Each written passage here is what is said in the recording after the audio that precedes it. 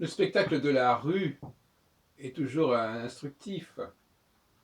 J'avais déjà dit mon intérêt pour un enfant qui jouait avec ses mains dans sa poussette. Mais aujourd'hui, j'ai croisé un enfant qui jouait aussi avec ses pieds. Il ramenait ses jambes vers lui, et en fin de compte, il était très souple en fin de compte, mais donc ça m'a fait comprendre qu'il n'y a pas que les mains qui sont une présence.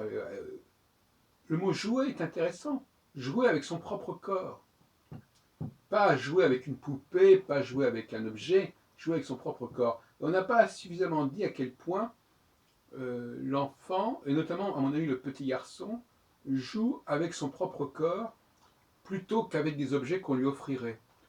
Il a le sentiment d'ailleurs que c'est tellement plus simple de jouer avec des choses qu'on a, qui sont parties de nous-mêmes, plutôt que des choses qu'on peut nous piquer. Il sait très bien que son corps, c'est à lui, qu'on ne va pas lui confisquer ses mains, ses jambes, ses pieds. Et donc, instinctivement, il sait qu'il a plus intérêt à jouer avec des choses qui lui appartiennent réellement. Et qui lui appartiennent pas parce que c'est à lui, on lui a offert, mais qui lui appartiennent parce que ça fait partie de son corps, que c'est indissociable de son corps.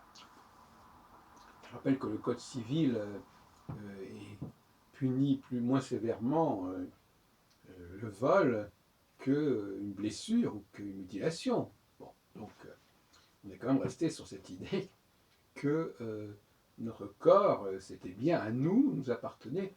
Et encore le mot appartenir est peut-être un mot trompeur. Il nous appartient bien plus que tout objet qu'on pourrait nous offrir. Et ça me renvoie, bien entendu, à la notion que j'ai développée depuis quelques semaines d'altérité intérieure, c'est-à-dire cette autre nous-mêmes, mais qui est à notre disposition, qui fait partie de nous-mêmes, tout en étant dans une sorte de dualité par rapport à nous-mêmes. Et je me suis posé la question, je l'ai déjà dit peut-être dans une autre vidéo, je me dis que cette entente, ce plaisir de jouer avec soi-même, peut-être qu'il n'est pas partagé de la même façon par les petites filles.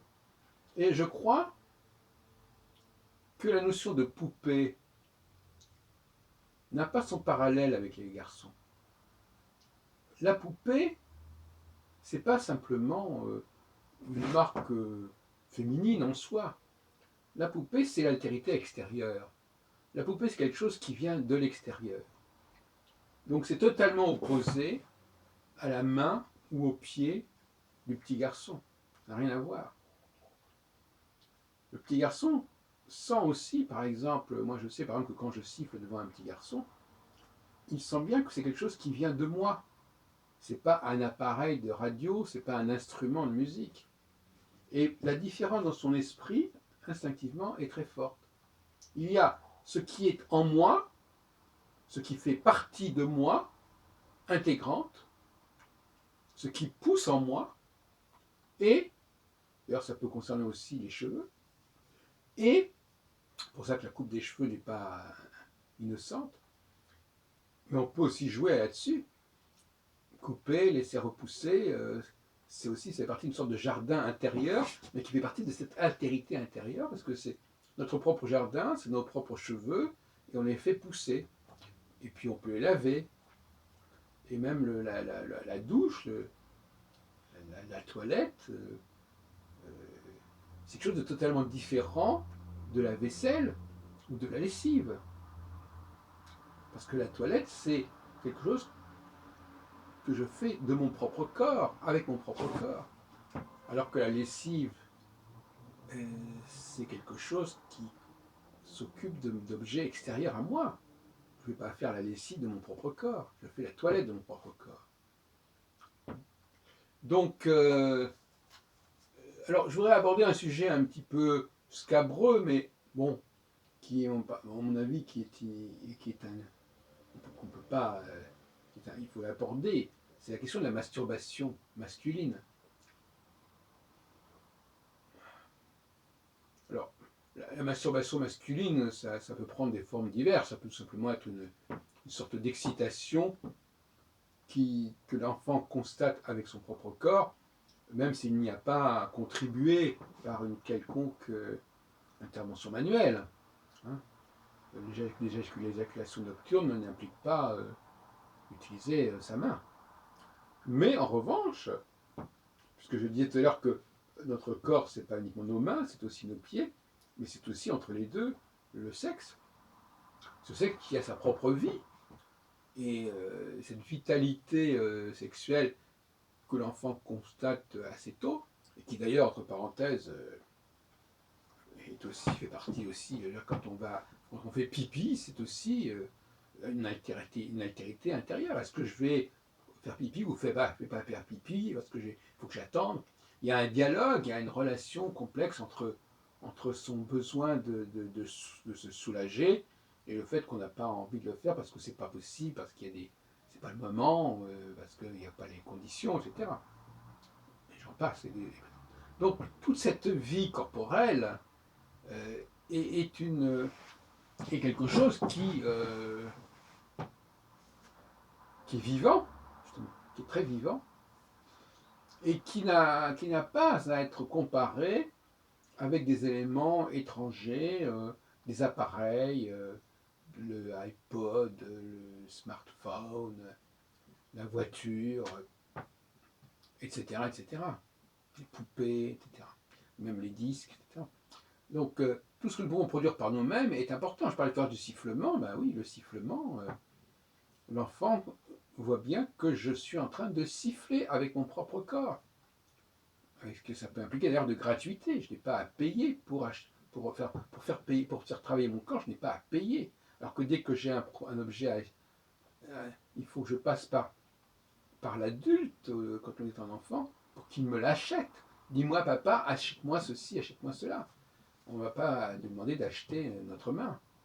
Donc il y a une liberté par rapport à l'argent qui n'existe que lorsqu'on travaille avec son propre corps.